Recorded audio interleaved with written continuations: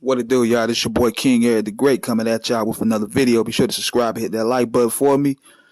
So, I want to talk about the debut Terror Squad album. Cuban Link, Big Pun, Fat Joe, Triple Seis, Prospect, Armageddon, the real Terror Squad album. I remember being so excited when I heard that this was going to come to fruition because if you listen to Don Cartagena, you listen to Capital Punishment, these brothers, these guys have great chemistry together. They know how to play off of one another, and they were just deadly on the microphone. So this was the album right here that was going to give them the chance to really shine on their own. And let me be the first to say that it was a dope album, but there were some problems with it, and I felt it was some problems with it.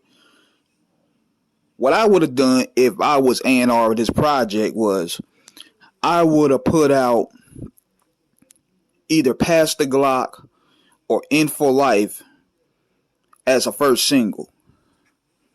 See what happened with Atlantic or Big Beat or whoever was distributing the project, they wanted to jump on the pun wave, which he was popping at the time. So they were like, okay, we're going to throw What You Gonna Do out as your first single, which was a pun solo. But see, you're not really getting to know who the other members are.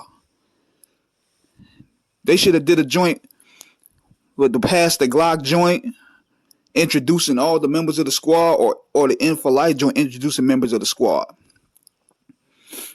But that was a mistake right there on part of the label, because now people buying the Terror Squad album, they're not really knowing who Cuban Link, Triple Seis, Prospect, and these Armageddon, these guys are, unless they buy the album. The video should be the visual to introduce these guys.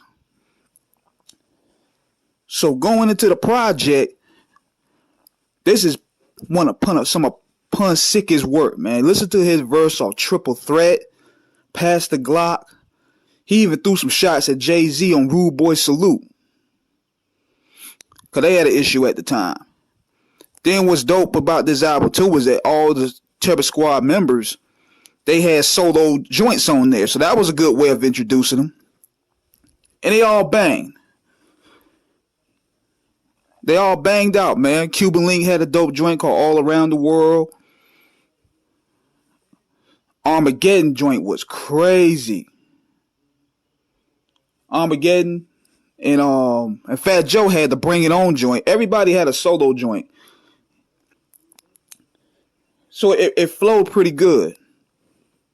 Tony Sunshine, he was on My Kind of Girls, which was pretty dope. It was overall a dope project, man. It's just a prime example of wasted talent as well. Because you see how these guys are so sharp with the pen. They see how nice they were. But then, due to Pun's passing, it's just like a lot of that stopped. You don't really see many records coming from them over the years. It's you hear more so about the beefs, more so than the music. And Cuban Link is very talented. We had Triple Seis on the show. He was very talented. Armageddon, very talented. I'm pretty sure he wrote a lot of Joe's stuff.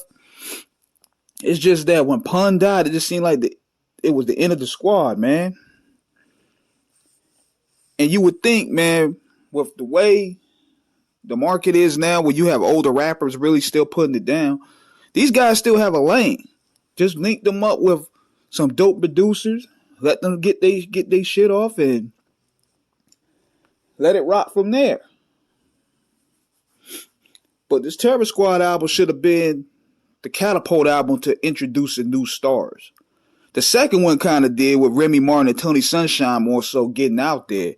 But this album right here was the true foundation of what the true origin of the Terror Squad was. It was strictly street music. So I'm hoping that they eventually solve these crazy issues they have over the past 20-something years, because you know this beef runs deep. But looking back at this album, man, it's just like, what could have been had Pun lived? If Pun had lived, would the squad be more intact? So let me know what you guys think of this album, man. I mean, it's pretty dope. You get all types of exclusive for Pun. Some of his bestest verses. Fat Joe was even spitting hard on here. So check this album out whenever you can. This is King Eric signing out. Subscribe, hit the like button, holla.